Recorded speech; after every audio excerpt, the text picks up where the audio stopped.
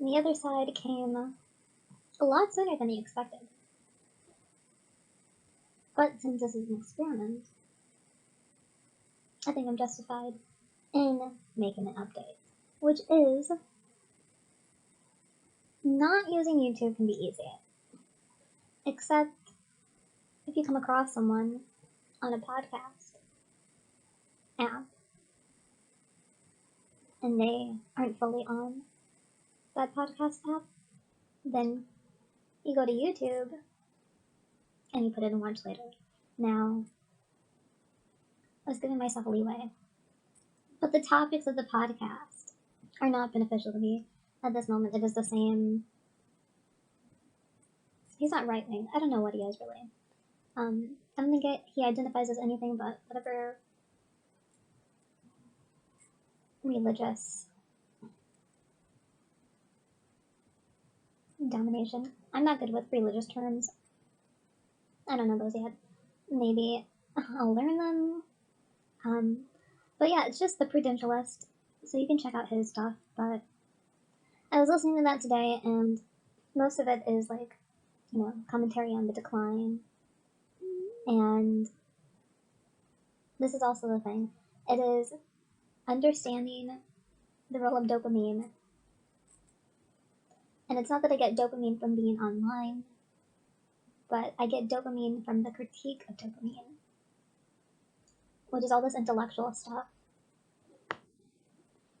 And it mostly talks about how the world is kind of screwed. And on one hand, I believe it. On the other hand, I know it's kind of in my best interest not to believe it. So I think there's a psychological self-preservation. And regardless, I think these topics are what I also need to cut out of my life. Not just manosphere stuff. Basically anything I'm interested in right now is a reaction to outside trends that are taking over. So it just feels like an inevitable lost war. And even when I take a break because I've been so saturated in this, it becomes a sour note. And when I leave, I still have it clinging on to me, and there's nothing to replace that. And there's something outside myself that feels like it is a beacon of light. Which I don't want to think of people as being zombies. And I want the compassion because I don't think most of us consciously chose this. But you just see it in the smallest choices of the way people dress, the things people eat, what they watch, what they talk about. That is just also evidence of the decline. So even when I want to see them at their best, or they genuinely are good people, and I like them, I'm always having to step aside to those observations.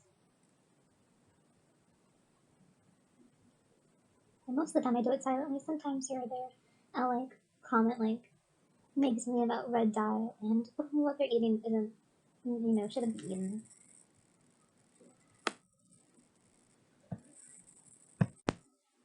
I think one of these episodes that I listened to straight up reference Marcia McLuhan, Mark Fisher, Byung Chul Han, Edward Bernays, Neil Postman, Ivan Illich, the whole roster of people that I've delved into, or at least have read or listened to one book in the last 2 years.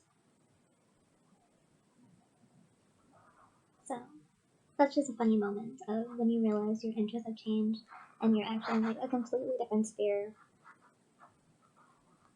And it reminds me of when I was watching Gilmore Girls and I recognized a Fellini reference as in the director. I don't remember if these French or Italian, excuse me. I mean, you know what? Obviously Italian, but oh yeah, and Adam Curtis, of course. So I guess that's a dopamine hit in a way. The small reward of understanding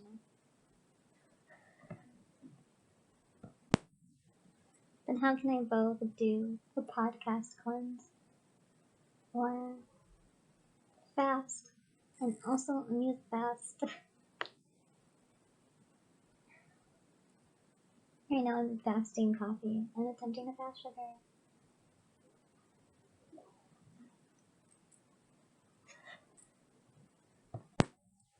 It's doing a lot. It's throwing everything at the wall, but also I'm just glad I'm in a space where this has felt less like motivation. It is more easy for me in the sense that I barely think about it or don't give myself excuses, which I wonder if that's just a matter of the seasons, and I think some people push themselves too soon for what would come anyway. So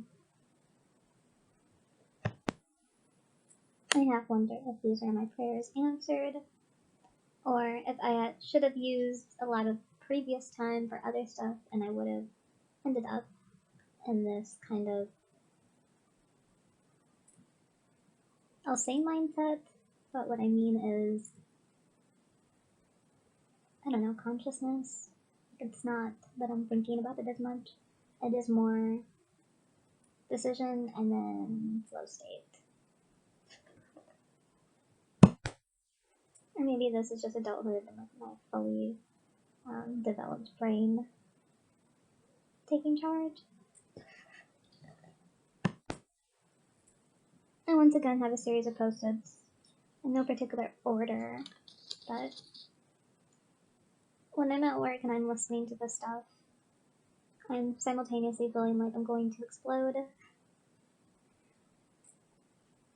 from the consequence of existence. It's like my mind is a liquid sack. It's like when an organ is ballooning with substance and you need a needle to take it out, or however this medical procedure would go. Maybe because I've listened to too much and I listen to a lot of 2-speed, so I know I'm really hammering content into my body. And then when I get home, I can kind of decompress. But for the most part, I do feel like I am going to explode constantly. And it is the weight of the world as much as I try to focus on myself.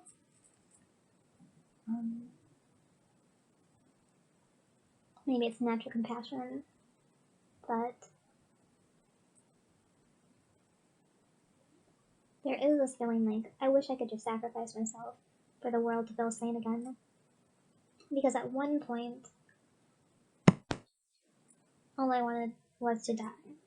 And now I don't, but it is so painful seeing and feeling the world be this dull and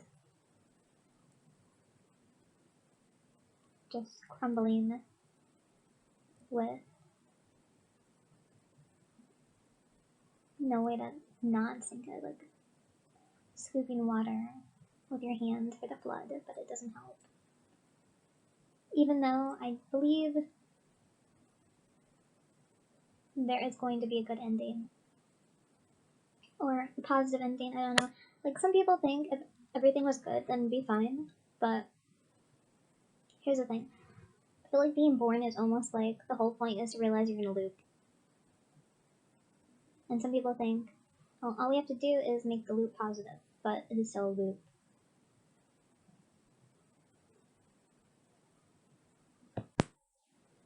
And it's almost like even when things suck and you're trying to, cultivate how you can get past it and use podcast circles, use friends, frog friends. I think there is still a bit of distraction that we use from this, or that is useful, because I think overall, even if you have faith, life can be a scary thing, and you can kind of postpone it. um, by constantly reacting to what you don't like and saying like, "Oh, we're never gonna have good lives because all this terrible stuff is happening, so we just have to talk about how terrible this stuff is." And I think in a way that sometimes is a distraction. And maybe you don't see it as a distraction, but it could be a distraction even if you don't see it that way. And sometimes, like, I think I face this too, even when I come to terms with non-duality. It's like once you reach the end and you realize, okay, I'm back in the hero's journey, and all there is life. It's like all there is life, and then you go in your head and you start thinking like, what if there's more? Like, what if there's more? And then you find the answer. And it's like, all there is life, and you have that like one blink of enlightenment, I guess, and then it's like, okay, all there is life. So I have to live life, and I die. I die like all the rest, even though I'm thinking, even though I think I am being more thoughtful than other beings. You don't actually get a reward of difference. It's not like your life is extended. You're not plucked from existence to like something else. Like it's not a key to a new place. You are still mortal, and sometimes like asking all the questions or even talking about the answer is a distraction from that reality. Even if you don't think you fear it, it's still something to do rather than continue, what needs to be done, which is to live.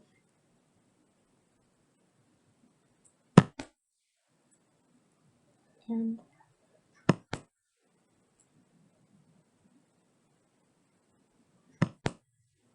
maybe that's an example of cognitive dissonance.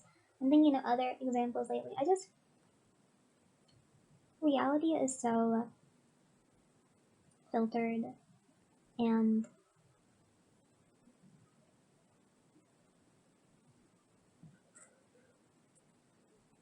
I don't know the words. I want to say like hypothetical. I once made a post that was something like, all good is hypothetical or theoretical. Rarely in an instant is it actual. It sounded better the way that I wrote it, but the especially with like traits for yourself, and I think we magnify the best aspects past the reality. Like liberals that feel like they're good people because they would want to save everyone. But wanting to save everyone is not an action. And you cling on to this feeling and it fills you up. But you don't save anyone. It's like you might not you have the urge to save the world, but have you even helped one person in a week? Or can you save one person in a year instead of focusing on the feeling, these feelings of good intention? And these come up in different ways all the time.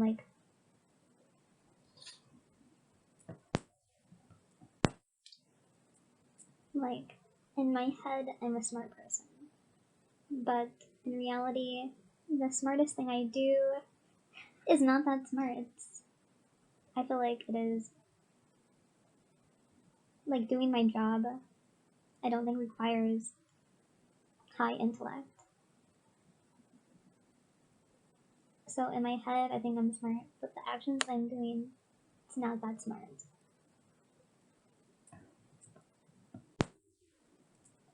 And let me tie this in with women as well.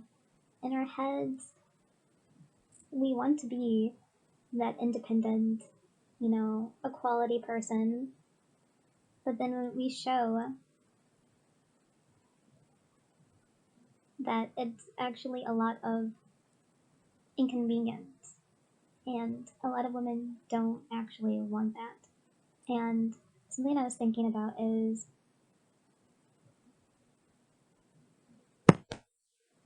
in the series of tweets that Kafafe, women stop existing when alone. Cloud Toblo. I can't stop laughing. According to who?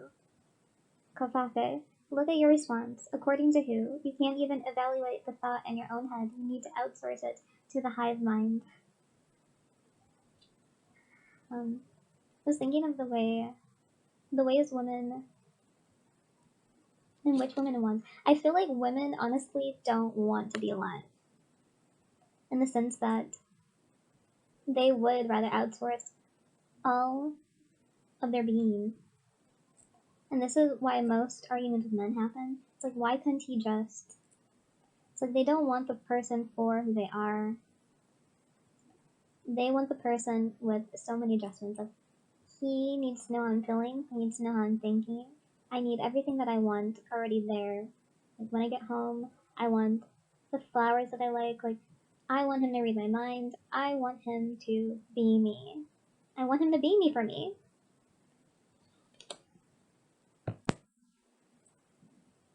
And I think even if you're like me, who hasn't necessarily felt like this all the time, eventually it crawls up to you because you just get so tired. And I think in some instances, it's like a normal, healthy way to feel. Sometimes, like, it would be so nice to be known and to come home to something good, something considerate that I didn't have to do for myself. But then other women take it to the extreme, and it really feels like that they don't like existing and wish that men could exist for them. And then in turn, a lot of the times, or there are instances where men will think for women and will assume for them, like, I won't even say a conversation, then we'll just start talking and they'll start assuming things like, I don't know how to keep myself safe, I don't know, like, financial advice, I don't know, they'll just, like, talk about their life story, this especially with older men, and I just let them do that, because I'm like, they enjoy feeling right, and, they enjoy assuming things, so I let them. I'm learning to do this because it's better than arguing back with a stranger, and I kind of just flatter myself in thinking like I'm giving them the gift of this experience, which is lecturing me, and I think they appreciate that. And I feel like if a man really likes you, this is something that I heard him in videos, like, he wants to do everything for you. He wants to think for you. He wants to figure out, like, what you're gonna eat, how you're gonna dress. So I feel like we both want that same thing sometimes of, like, I don't want to be me. I want you to be me. And then man will be like, I want to be you for you. And instead of allowing that to happen, for some reason, we also fight it. And we think, like, oh, you're being controlling. I don't want this. But I don't think it's not that you don't want it, it's that you feel guilty or feel like you can't want that. And this is probably where that whole, like, the bimbo revival came in a few years ago when it was the new, or the comeback thing of, like, I don't want to think anymore. Women wanted to be bimbos and just, like, look pretty.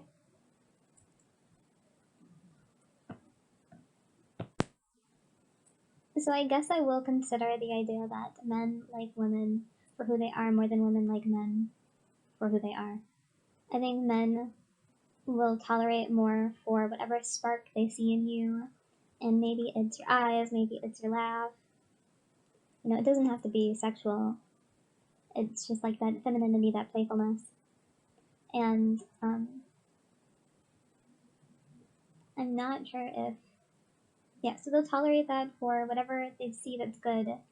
And I think women are, like, claws deep in the idea of perfection, so they will not tolerate, they will, like, microscope zoom in on your worst qualities, or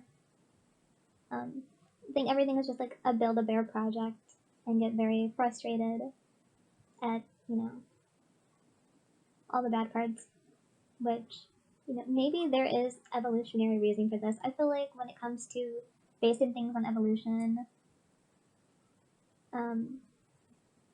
we let men have more and say like, well, that's because you were designed for this. You were designed to have sex with a lot of women. You're designed to spread your seed and to, be big and strong and not, care about your emotions. And then with women, I think everything's just like so annoying. Like, could nagging be an evolutionary feature? Like, I don't know what it's supposed to do, but I would like to consider that the features women have are for a reason as well, rather than just like men were born to be this way and like women are the wrong way. It's like we have to both be born this way at the same time or not at all. That doesn't make sense. That doesn't make sense to me. Like going along with the makeup and the plain Jane and like being naturally beautiful when we know that women that wear makeup or dress certain ways get more attention. And of course, they're going to use that tool um, to get what they need to get. And this is not just like men, but like in classrooms and workplaces when you're more put together, when you have makeup. And I don't even know, is there a study on if it matters if the makeup looks good or not, or the makeup is more uh, has more influence if it's the actual trend for the day or for the time? I think that would be interesting. Like if someone has the 2022 makeup versus someone 2016 makeup, is a 2022 makeup person like treated better, or is it just a matter of makeup? So yeah, it's like men saying, "Women, you can't dress this way, and we don't want anything on your face. You can't act this way." But sometimes that is what those are the tools that women have to use to get through life as best as they can. And then on your side, you're still saying like, okay, men, we have to look max, we have to weight lift, we have to look really good, and they have to they have to look plain. So you can I don't this is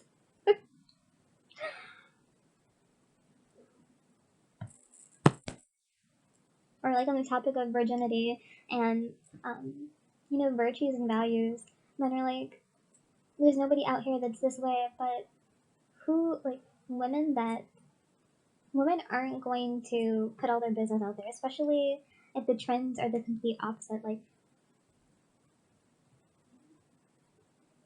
please, like be real. Anyone, I want to say, if you're like older than 25 and still a virgin, like nobody wants to hear that. And if they heard that, everyone will question it. It's just too personal at that point. So to when you assume that everyone just ran through, you have to remember that people have to keep things to themselves if they are counterculture or if they aren't the norm, because it's no one else's business.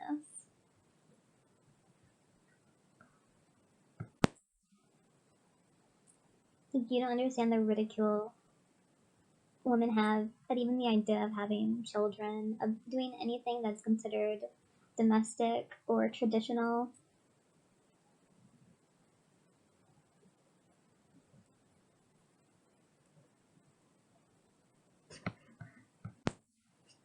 Which is funny because most women end up doing kind of feminine work anyway. Um, I don't know if this is from the Girl Boss Interrupted podcast, but somebody coined the phrase like professional mother or something like that, which is like one example would be the medical field, like a lot of nurses or teachers, these people or these women that say like I don't want to be a mom, and then they take caretaker roles in which they're nurturing and they're basically playing mother to strangers anyway. Like women taking those roles like receptionist, like waitress, those types of things. This I think this would be the greatest example of how feminism was wrong. Because the whole thing was like, we are going to liberate women and they're going to go out there and they're going to do everything. And just naturally, whether it's like an IQ thing, it's an interest thing, um, there's some kind of like working capacity or innate, the innate qualities win over, and women still go into the same roles. So what feminism was is like the anomaly is being like, we don't want to be controlled, we have to invent rockets, we have to do science and math stuff, and then like rah rah, and then all the women are freed, and we are all brainwashed into thinking like, okay, I guess we're gonna do anything, we're gonna do anything, we're gonna do everything, and then we um, just collect in the same pools. We just, like a rubber band, we just strike back where we were, and no one wants to say, like, when it comes to the sexes, when people are different, that is uncommon. So the liberation wasn't gonna be like women go or men go and men go or women go. It was gonna be like 1 out of 10 of each will go to the other side's thing and check it out.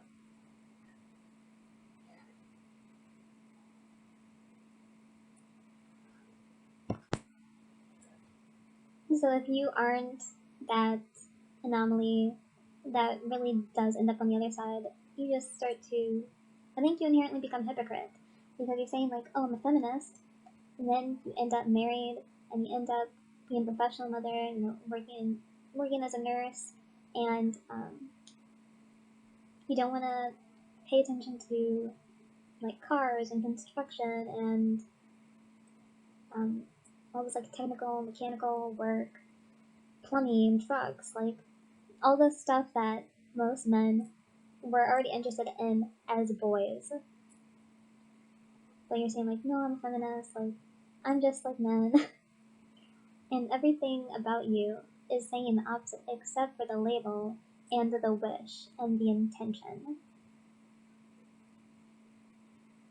So in some ways we all live with like these little lies or these projected figures that never come into fruition.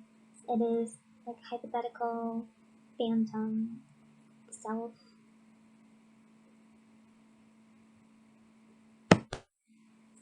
Instead of me thinking to myself, well, it doesn't matter if you're insightful because you're not actually innovative. I will never invent something as much as I can tinker in my head and come up with a new way to think. I will never have an industry impact. And I can't think of my thoughts as being enough. Like, I don't have to look down on them, but this is why being called smart like isn't a compliment, because what's the most you can do with that? It really depends on how smart you are. I'm not as smart that is, it sounds here, but it's actually not nothing. I'm not smart.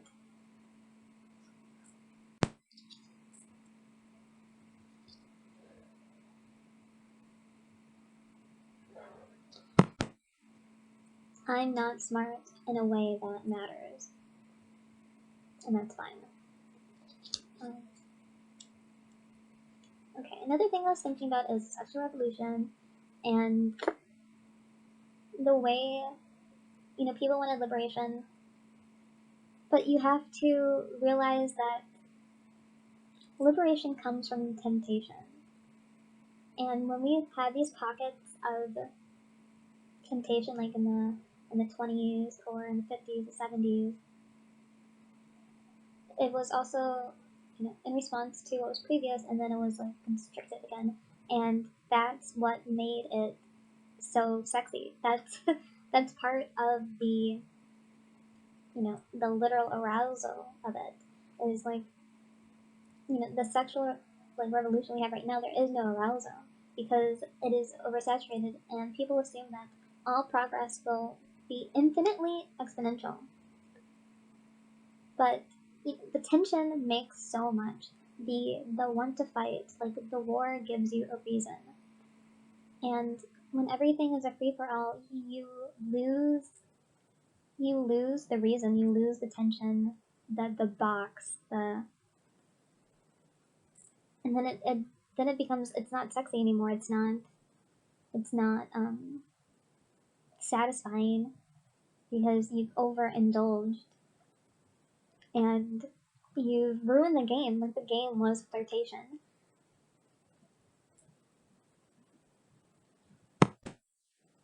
And this is why there's gonna be reactionary standpoints and people. It's funny watching people afraid of, you know, they don't like the trend of celibacy. They think that Gen Z is prude. They don't like that sex positivity isn't being taken as well anymore, and they're afraid that, you know, everything is, you know, we're going to be heteronormative again and everything is going to be bad. But this is actually the best thing that could happen for like sex obsessed people, because when you get the constraints again, then you have something to fight, and then you get the tension, and then you have the flirtation, and when you get over the wall of that and have sex anyway, then it feels much better because you're doing what's forbidden, and you know you're winning something. And right now, like, there's nothing you're winning. There's just so many like gross, weird things, like all the plugs and the toys and the furries and the BDSM and the stepdaughter and the prawn. And I just can't, like, why wouldn't you want everything toned down and like something normal again?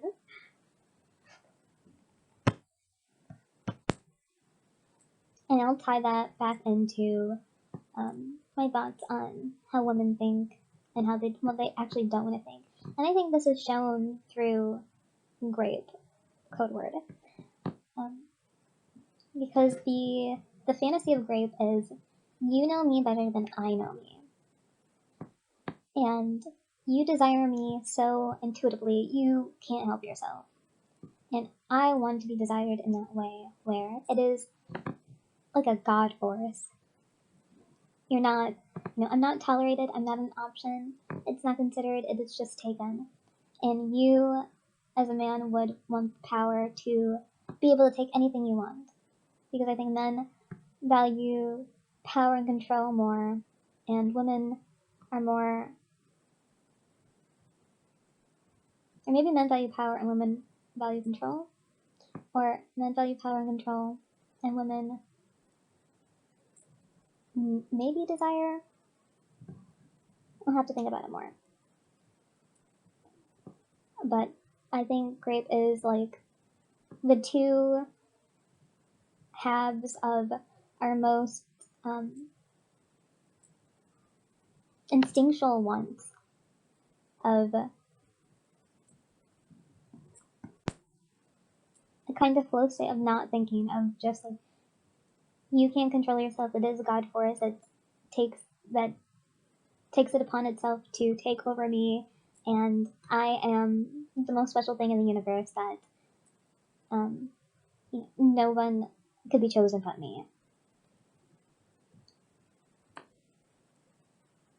And I was also thinking about abortion, and I wonder if abortion has some kind of psychological effect on the way that people behave as children for longer and longer, or adulthood is now considered like an extension of teenhood. And can you celebrate abortion and cheer on abortion without the abortion of childhood itself as a concept? And maybe this is also why antinatalists and just like horrible people that, you know, the fuck them kids squad, where they just hate children, because obviously they support the non-births of children, so they end up hating childhood, I think.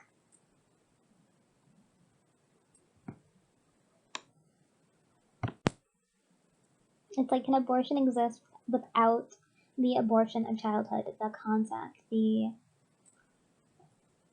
I don't know, spirituality?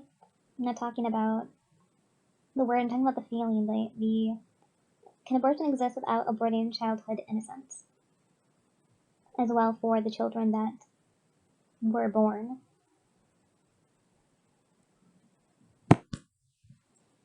Anyway, to wrap everything up, I think I'll finish what's on my watch list, and then I'll strictly stick to the podcast app. And I really need to limit myself on the genre topics. but I don't know what to listen to. Okay, I have to try to go to audiobooks and possibly fiction. I think that's what will help me because I can't think from this space. Like when I do my little thoughts out loud, this is fine. This is more like me connecting the dots and it's like mind Jenga. But if I'm just listening to podcasts for hours and hours, those are too potent, like concentrated. Like when they reach me, they dilute, and I can do what I want with them. But if it's just back to back, it's a lot of doom and gloom, and I can't take that. Especially since I've been listening to a lot of podcasts that are like 2, 3, 4 hours long. It's crazy. I really enjoy that knowledge and just the platform it is to have these. They're kind of randos. Like they might have books sometimes. They might have platforms, but they're not like professors. They just seem more regular Joe in the intellectual sense of doing this as hobby because they enjoy it and not, they're not media. So that's why I like them because it's like people that aren't the elite, but just chock full of great information and just so smart. But for my sake of, preserving my mind, sometimes you have to not look at the truth or what's good. Ironically, to feel good, sometimes you have to put down uh, what's so nutritious, which, is the knowledge. Can the apple come from tree knowledge? Like, am I eating too many apples? This is something I guess I miss about being a kid. Is you just never thought this much. I don't think I thought this much.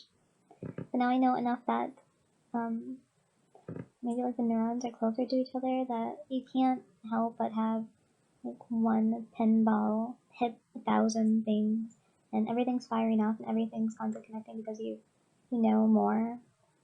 So, when you're a kid, my neuron pinball maybe just hit like 5 things. And I was chill and now I can never be chill again. Unless I become an alcoholic, which I won't.